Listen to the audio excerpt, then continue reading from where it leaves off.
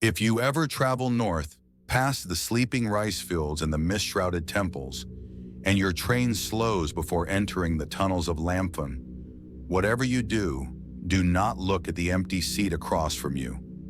And if you must, never touch the bouquet that lies beneath it. It began, they say, as a whisper among railway workers, a warning passed from one shift to the next, never written down, always spoken in half-light. The tale of a bride who never arrived at her wedding, and of a night train that carried her name long after her heart had stopped beating. The northern route, the one that winds from Bangkok to Chiang Mai, was built upon soil that once belonged to the spirits of the hills. Beneath those rails lie rivers of salt and bone, where offerings were once placed for protection, jasmine garlands, candle wax, a drop of blood from a white rooster. But someone, they say, forgot to renew the offering when the line was rebuilt. And since that day, a curse began to breathe through the tunnels. A retired ticket inspector once spoke of it in a tea shop near Hua Lamphong Station. He had served 30 years, never late, never drunk, never afraid, until one night the white veil appeared in the window reflection beside him. He said the air turned cold and he heard a voice ask, "Have you seen my groom?" He never rode the train again. No one remembers when the story first began. Some claim it was after the great derailment of 1967, when a newlywed couple perished near the tunnel of Khun Tan. Others say it is older, from the era of the Kingdom of Lana, when brides were sacrificed to the mountain spirits to bless the journey north. Whatever the truth is, there is one certainty. Every few years, someone reports the same thing. A man traveling alone, a seat by the window, a faint scent of lilies and burnt candle wax. And when the train enters the tunnel, he sees her. She sits opposite him, dressed in a white wedding gown, her face pale as rice paper, her hands folded neatly on her lap. Sometimes she smiles, sometimes she weeps, but always she vanishes before the train emerges into the light. And beneath her seat, a bouquet remains, damp, heavy, untouched by time. They say those who find the bouquet must never bring it home, because once you carry her flowers, you carry her unfinished vow, and her vow is to return. So before this story continues, let me ask you one thing. If by chance you ever find yourself on the 23:45 night train to Chiang Mai, seated in the last carriage, and if the seat across from you is empty, do not rest your feet beneath it. Do not speak her name, and when the train howls into the black of Khun Tan Tunnel, keep your eyes closed, because some names once spoken begin to answer. The story begins quietly on a humid night at Bangkok's Hua Lamphong Station. The kind of night where the city's lights seemed to breathe through the rain. The air smelled of rust, incense, and the faint sweetness of overripe fruit. It was nearly midnight when the northbound train prepared for departure. A low whistle echoed through the terminal like a sigh. Among the passengers that night was a man named Eerie. He was 35, a quiet office worker, the sort of man who carried silence like a second skin. He had taken the night train many times before, but never the last carriage. That night, however, the ticket clerk handed him a seat there, number 45 beside the window. The seat opposite his was marked as unoccupied. He noticed the detail only once, briefly, as he tucked his bag beneath his legs.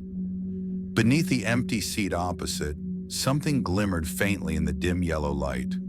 A small reflection, as if from glass or silk. But the train began to move, and the thought passed like dust through his mind. Outside, the city dissolved. Neon faded into darkness.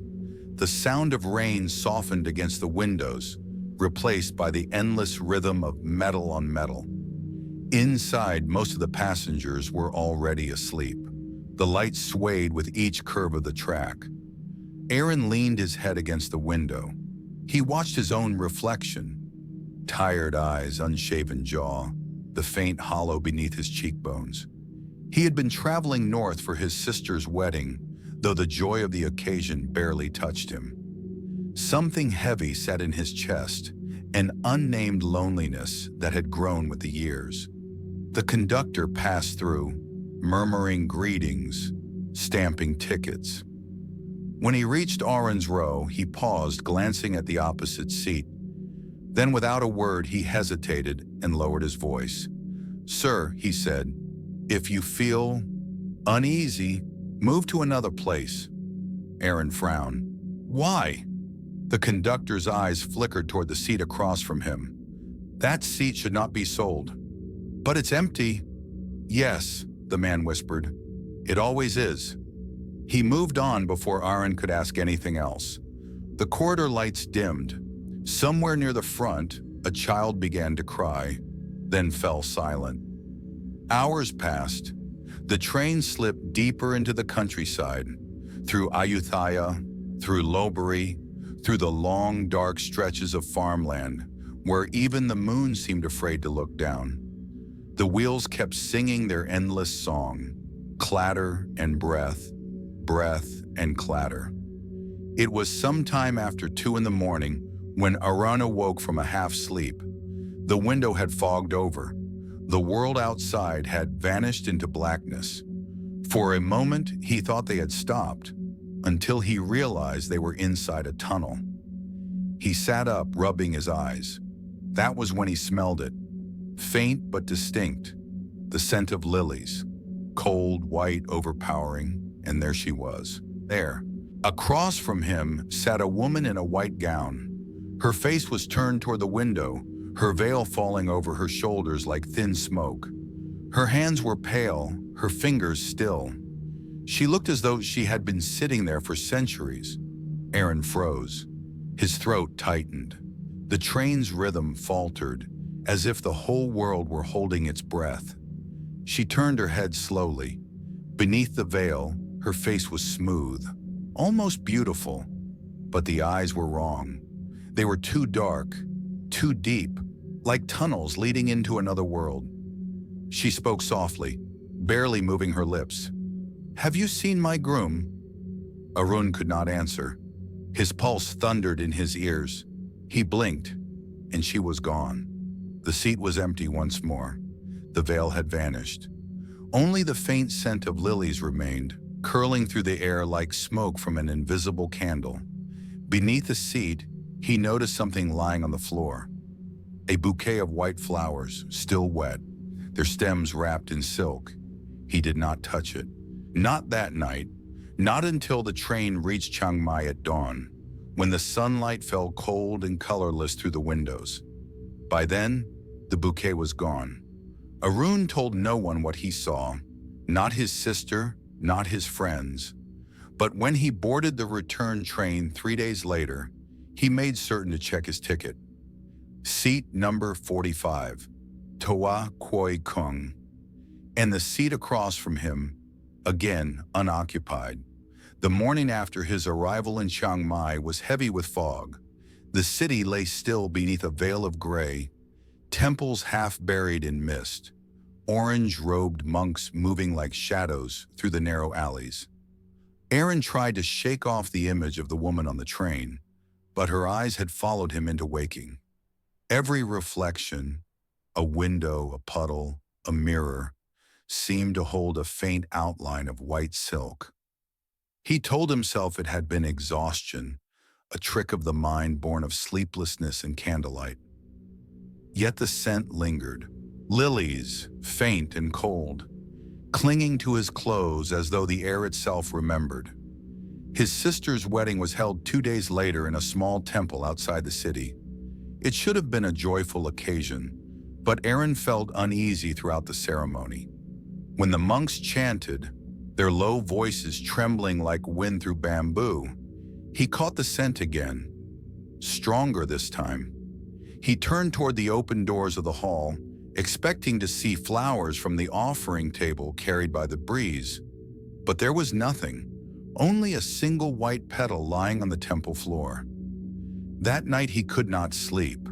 The memory of the tunnel, the voice, and the empty seat gnawed at him. He decided at last to ask about the legend. At a tea stall near the old train station, Aaron met an elderly vendor who had lived by the tracks her entire life. When he mentioned the last carriage of the night train, her smile faded. "You saw her," she said quietly. "The lady in white." Aaron hesitated. "Who was she?" The woman poured him tea, her hands trembling slightly. "A bride," she whispered. "Many years ago, before I was born. They say she boarded the train with her husband on the night of their wedding. They were to travel north to meet his family. But before dawn, the train derailed in the Kuntan Tunnel. Only the groom's body was found.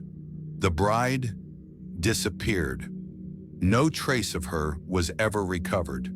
The rescuers said her veil was caught in the ceiling of the carriage, but her body was gone." Aaron felt a chill move through him. "And the flowers? They say she carried white lilies. When the rescuers searched the wreck, they found the bouquet, untouched, still fresh. It was placed at the temple near the tunnel as an offering. But years later, during construction, the offering table was removed. No one prayed for her spirit again." The woman's eyes lifted, cloudy and sad. Now she rides the train, searching for her groom. And when the train enters the tunnel, she sees the face of every man sitting in his place. Sometimes she mistakes them for him. Sometimes she follows them home. Arun's cup trembled in his hand. "His place?" "Yes," she said. "Seat 45, last carriage, always the same." He left the tea stall without finishing his drink. The streets were silent except for the hum of cicadas and the distant murmur of the station. He tried to convince himself it was coincidence. The number, the seat, the bouquet.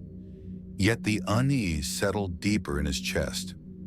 That night, he dreamed of the tunnel again. In the dream, he was sitting across from her, and she was smiling. A sorrowful, gentle smile that seemed to beg for something unspoken. When she raised her hand, he saw that her fingers were bleeding where the ring should have been. She leaned forward, her voice a whisper that seemed to come from the earth itself. "You sat in his place," she said. "You heard my vow. You must answer." He woke to the sound of rain against the window. Outside, a train horn wailed through the valley. The following evening, before returning to Bangkok, Arn visited the temple near the Kuntan Tunnel. The station master told him the shrine had been abandoned long ago, but he found it still standing. Overgrown, its offerings turned to dust. In the center lay a cracked vase, its paint flaking away, and beside it, something that should not have survived the years. A handful of dried white petals, preserved as though time itself refused to touch them. He knelt before them. For reasons he could not explain, he felt compelled to bow his head. He whispered a prayer, not to any god, but to the nameless sorrow that hung in the air. When he rose to leave, he noticed something on the ground near the altar, a train ticket.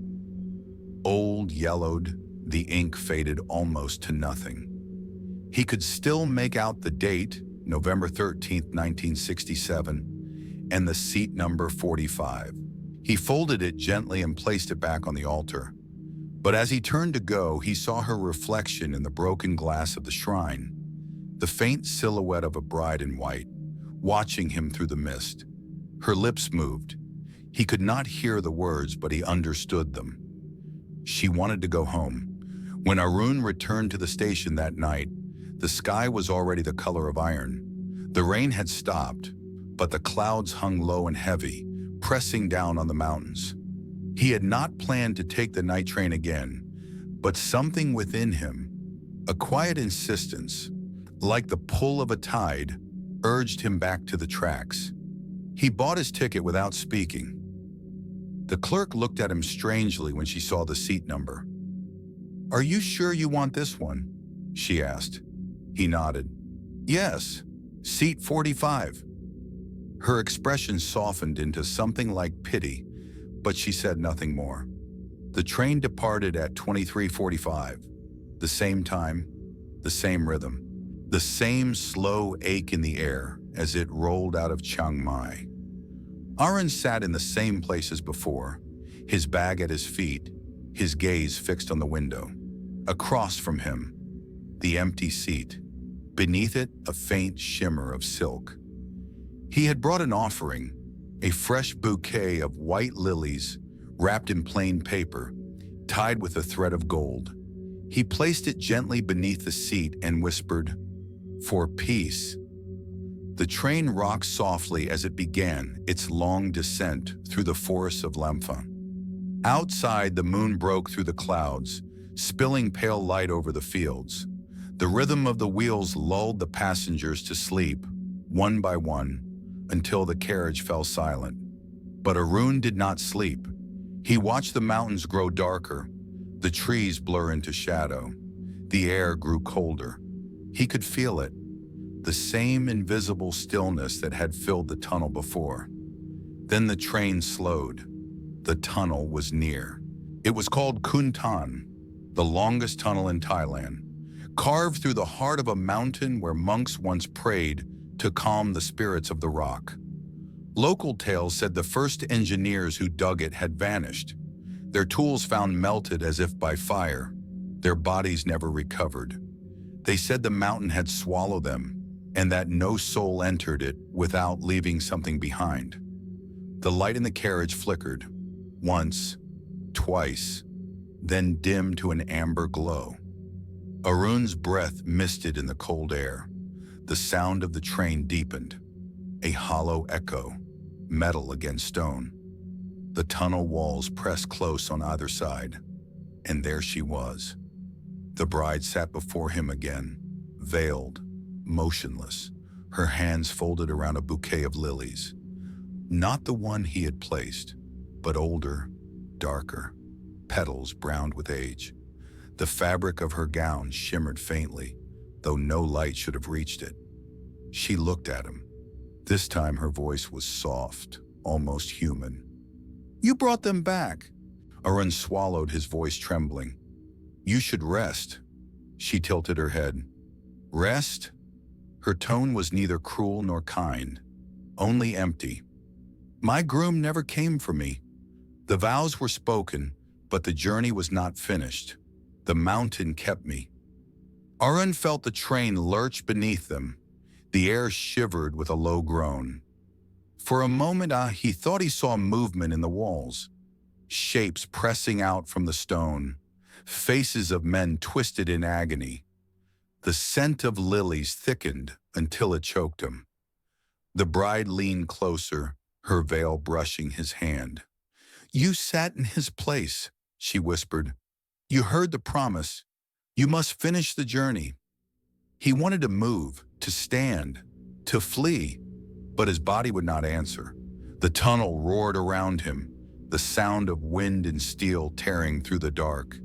He felt her fingers touch his wrist, cold as river stones, and the world shattered into white. He saw flashes, the old train in 1967, the night of the derailment, the rain falling like ash, the bride and groom sitting where he now sat. Laughter. Then the sudden scream of metal twisting, the mountain splitting open, the carriage collapsing like paper.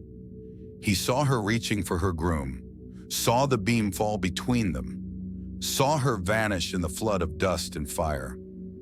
When the vision cleared, she was no longer across from him. She was standing beside him, her veil lifted. Her eyes, dark and hollow, searched his face as though trying to remember something. "You look like him," she said, "but you are not him." Her hand trembled as she placed the old bouquet in his lap. "Take them to the light. Take them where the river bends." He waited for me there. The train jolted. The lights flared back to life. Passengers stirred awake, murmuring in confusion. Aaron gasped for air, his palms slick with sweat. Across from him, the seat was empty again. Beneath it, The bouquet he had brought was gone. Outside the window, the tunnel ended. The train emerged into silver dawn. Mist drifted over the fields. In his lap lay a single white lily, fresh and glistening with dew. He stared at it in silence. The whisper of her voice still lingered in his ears. Not pleading this time, but waiting. He did not yet know what she meant by the river or where it bent. But deep within him, something had changed. The promise she had spoken was not hers alone anymore. It was his. The train arrived in Bangkok at dawn. The city was waking, but to Aaron it felt as though the world had not yet begun again. He stepped down from the carriage, the scent of lilies clinging to his hands. He still carried the single white flower that had remained in his lap through the night, though he could not remember how he had held it so tightly without crushing it. He should have gone home. He should have thrown it away, buried it, forgotten it. But something inside him refused. The bride's final words echoed through his mind with every heartbeat. Take them to the light. Take them where the river bends. The phrase followed him for days, haunting his dreams and waking thoughts. He began to search quietly, asking old railway workers, poring through yellowed archives, forgotten news cuttings about the derailment of 1967. At last, in a file room thick with dust, he found what he was looking for. An old newspaper article. The names of the dead were listed there. Among them, a young couple. The bride's name was Sopa Shantara, age 23. The groom Thanawat Chaisiri, 26. Both from Lampton province. Further down the column, a note written in smaller print caught his eye. The body of Mr. Chaisiri was recovered near Meta River, not far from the bend below Wat Phra Phutabat. The river bend. That was where she wanted to go. Aaron packed lightly. A single bag, a candle, and the lily. He boarded a local train to Lampton, a slow daytime journey that wound through green fields and small villages. Yet even in daylight, he felt the same unease, as though the rails themselves hummed with something restless and unfinished. The Meta River lay east of the town, a narrow silver ribbon that curved through bamboo groves and quiet farmland. It was a lonely place. No boats, no bridges, just the whisper of water and the hum of cicadas. He followed the bank until he reached the bend. There, the river widened slightly, forming a pool of stillness beneath a crumbling shrine. Moss covered its base and vines hung like hair over the stone. Someone long ago had left offerings there, coins, candle stubs, fragments of glass bottles. But it had been many years since any hand had touched them. Arun knelt by the water. The air was cool and heavy, carrying the faintest trace of lilies. He placed the flower gently at the edge of the current. It floated for a moment, then began to drift slowly toward the bend. As it moved, the wind stirred, and the surface of the river rippled. Once, twice, like the breath of something vast and unseen. He felt the air around him thicken, and when he looked up, he saw her standing on the opposite bank, the bride in white. Her veil stirred in the windless air. She was not solid. Her outlines shimmered, trembling like a reflection on water. But her gaze was fixed upon him. For the first time, she did not seem sorrowful. She seemed expectant. Aaron bowed his head. "I brought it back," he whispered. "I brought it to where he waited." The bride raised her hand slowly as if in blessing. The lily had reached the bend now, caught in the current that spiraled inward, forming a small whirlpool at the base of the shrine. For a moment it seemed to glow with a pale light. Then it sank beneath the surface, vanishing completely. When Aaron looked up again, she was gone. Only the fog remained. He sat there for a long time listening to the river. The sense of heaviness that had followed him since that night began to lift. Not vanish, but soften, as if something had been unbound. Yet even as peace settled over him, he felt a presence lingering just beyond sight, like a memory that refused to fade. As he turned to leave, he noticed a figure standing further downstream. A man in an old-fashioned suit, dark hair slicked back, his face calm and distant.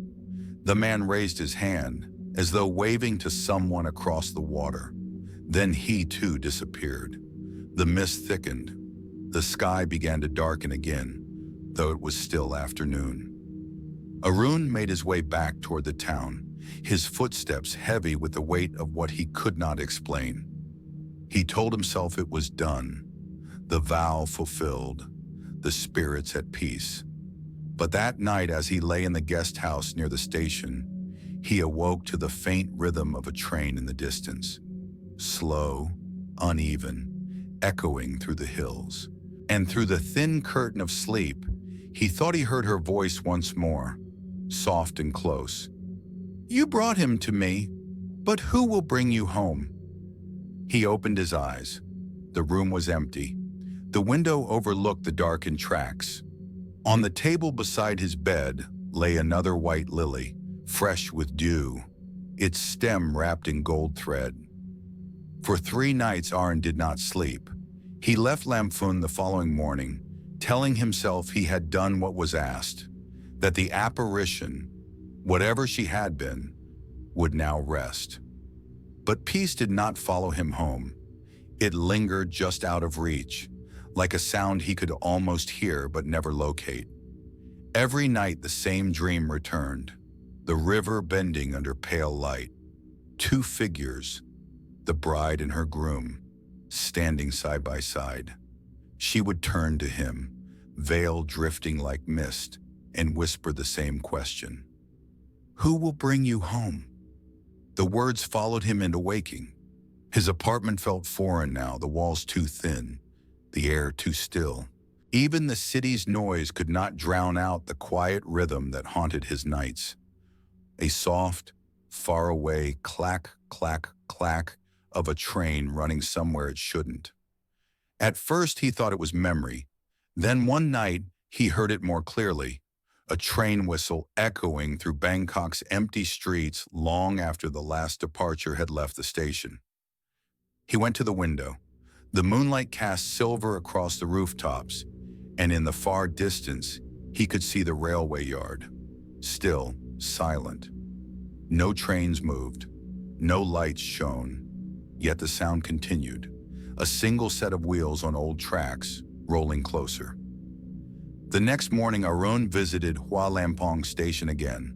The great hall was bright and noisy, filled with the smell of oil, sweat, and diesel. But something in him searched for the shadows. He found an old conductor near the end of the platform, a man with hair the color of ash and eyes that had seen too many departures. Arun greeted him politely, then asked, hesitantly, if he had ever heard of the 1967 derailment near Lamphun.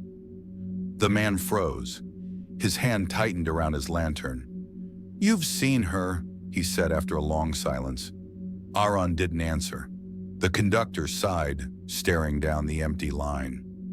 "Every few years someone does. She finds the ones who can still hear the tracks, the ones who listen. Finds them for what?" The old man shook his head. "To take them back, to finish the journey." He leaned closer. "There's an old superstition among the engineers. They say when the bride's train derailed, the signalman made a mistake, switched the wrong track. He never forgave himself, died not long after. Some say his soul still wanders, calling the names of those who can help him return her home." Arun's throat tightened. "What happens to them?" The man's gaze was distant. "No one knows, but their names start appearing in the logbook. Tickets marked, journeys taken. No one ever sees them again." That night, Arun sat at his desk and opened the envelope the station clerk had given him when he'd reported the ghostly incident days before. Inside was a form, Passenger Incident Report, and a small yellow ticket stub. He hadn't noticed it before. The stub was stamped with a faded seal, Bangkok to Chiang Mai, one way, and beneath it, in faint pencil, was his name. He hadn't written it, he hadn't bought any ticket, but there it was, unmistakably, Aaron Seitung. He stared at it until the ink seemed to move, the letters rippling as if written on water. Outside, thunder rolled low across the city. He turned off the light and went to bed, but sleep came shallow, full of restless dreams. He was back on the night train. The carriage was empty, seats lined with white fabric, the air heavy with the smell of flowers. The window beside him reflected his face, but not quite his own. The eyes were older, the skin ashen. The bride stood at the far end of the aisle, her veil trailing, her bouquet crumbling to dust in her hands. He rose to speak, but she only lifted a single finger and pointed toward the seat opposite him. There, on the cushion, lay the same ticket, and next to it, a silver ring. He reached for it. The train lurched. The lights flickered. The ceiling split open with the scream of metal and wind, and the world turned upside down, the same way it had in her story decades ago. When he woke, the room was dark and silent, but the ticket was on his table. Real, not dream. And beside it, a faint outline on the wood, the shape of a ring, as though something cold had been resting there all night. Aaron pressed his hands to his face, trembling. The ghost had returned what she carried, and with it, her unfinished journey. He knew then what the voice in his dream meant. Who will bring you home? It wasn't a question. It was an invitation. The next train to Chiang Mai departed at midnight. The station at midnight was a hollow cathedral of echoes. The air was damp with the scent of rust and rain, and the giant iron ribs of Hua Lampong rose over him like a sleeping beast. Arun stood on the platform, the yellowed ticket clutched between his fingers, soft from the sweat of hesitation. Around him, everything was ordinary. The flicker of the old lamps, the murmur of a few late travelers, the hiss of steam as the engines cooled. Yet something unseen pressed upon the air. It was as though the station itself was waiting for something that did not belong to this hour. When the train rolled in, it made no sound. No screech, no whistle. It simply appeared, emerging from the fog, its headlights dim and golden, its windows dark. The sign above the door read, Bangkok, Chiang Mai, but the paint was peeling, the letters half-eaten by time. No one else seemed to notice. Passengers stood nearby, waiting for other trains, unbothered. But Arun felt the chill crawl down his neck. He stepped forward anyway. The conductor at the door nodded without speaking.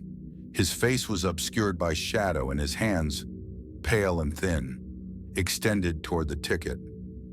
Arun gave it to him. The man studied it for a moment, then punched a small hole near his name. One way, he murmured in a voice like the wind through an empty tunnel. Arun hesitated. Will this take me to Chiang Mai? The conductor's lips curled, almost kindly. It will take you where you are meant to go. The door closed behind him with a soft hiss. Inside, the train smelled faintly of wilted jasmine and candle smoke. The seats were upholstered in white linen, untouched by dust.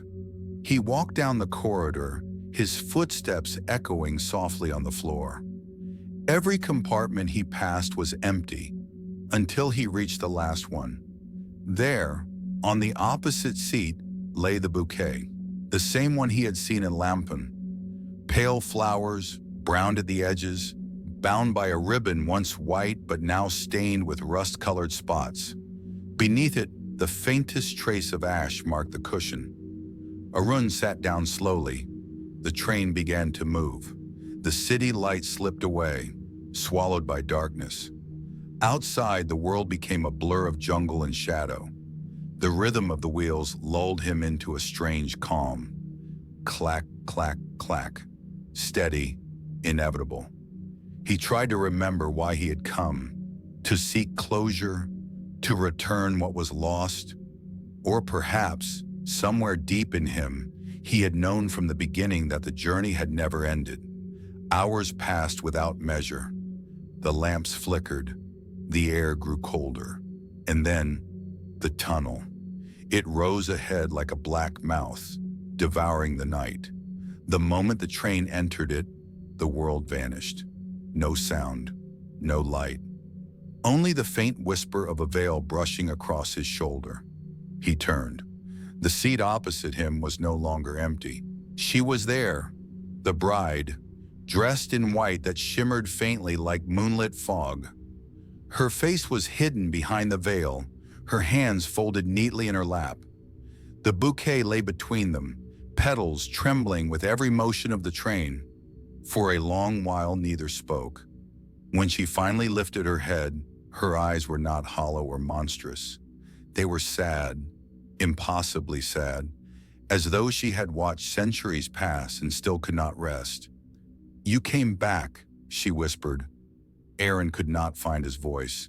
She tilted her head. "Do you remember what was promised?" "I don't understand," he said, barely breathing. She reached into her dress and drew out the silver ring, the one he had seen in his dream, now glinting faintly in the dark. "The man who wore this swore he would bring me home," she said, "but the river took him, the storm took me, the train took the rest." Her voice trembled like wind through paper. "Every night I wait for the one who can return what was lost. And now, the seat is filled again." Aaron's pulse pounded in his ears. "Why me?" Her lips curved in something like sorrow. "Because you still listen." The tunnel light flickered once more, a flash of white, then black again. In that heartbeat of illumination, he saw her face clearly for the first time. Not monstrous, beautiful, but pale as bone, veins like faint cracks under porcelain skin. Her eyes were endless. When the light came again, she was gone. Only the bouquet remained, resting on the seat, its petals turning to dust one by one. The train burst from the tunnel into open night. The sky was gray with dawn. Aaron sat still, breathing slowly, his hands cold against the metal armrest. Then he saw it. Out the window, far below, the river bending beneath a broken bridge.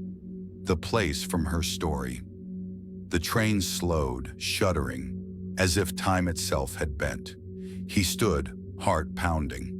The carriage behind him was empty again. No conductor, no light. He stepped into the corridor. The floor trembled softly like a heartbeat underfoot. Somewhere ahead a voice spoke. Faint, distant, the echo of a man calling names.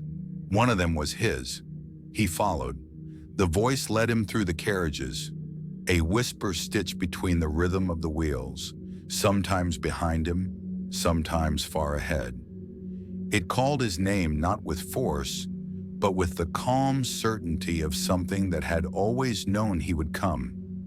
Aaron Sayatang. Each syllable floated through the corridor, hollow, patient, like the echo of a long-forgotten announcement in an abandoned station. He moved forward, passing through compartments that flickered between worlds. One moment, they were filled with empty seats. The next, shadows of passengers shimmered briefly. A woman in a wide hat reading a newspaper, a monk murmuring prayers, a child staring out the window. They were all pale, translucent, and gone again in a blink. Time folded upon itself inside that train. The air was heavy with the scent of burnt offerings and wet earth. Somewhere deep within, Aaron realized this was no journey forward. The train was circling something unseen, a loop of memory, a corridor of unfinished farewells. He reached the dining car. Its lamps swung gently as the train curved along invisible rails. A cup of tea trembled on one of the tables. steam rising, though no one had touched it. Beyond the window, he could see nothing but darkness and faint streaks of rain. The voice called again. He turned toward the far end of the car. There stood the conductor, the same one who had taken his ticket, his cap low, his face expressionless. He gestured toward the final door. "This is where the journey ends," the man said. His voice was neither kind nor cruel. It was simply tired. "Few walk through and return." Aaron's breath fogged the glass as he tried to see what lay beyond. Only blackness. "What happens if I do not?" he asked. "Then you'll ride forever," the conductor said. "Like the rest of them." The lamps flickered. For the briefest instant, the car filled with faces, all the passengers from every version of the story. The drowned bride, the lost groom, the signalman, the nameless travelers who had sat in the wrong seat, all gazing at him, all waiting. The bouquet lay at his feet. He bent down and picked it up. The petals fell apart in his hands, turning to dust that shimmered faintly in the lamplight. Beneath them was something small and metallic. The ring. He closed his fist around it and opened the final door. A rush of cold air filled the space, smelling of rain and iron. The carriage beyond was unlike the others. Its walls were lined with white silk, stained in places with long brown marks. The ceiling dripped with condensation, each drop falling with the rhythm of a heartbeat. At the far end sat the bride. Her veil was lifted this time, her face calm, almost human now.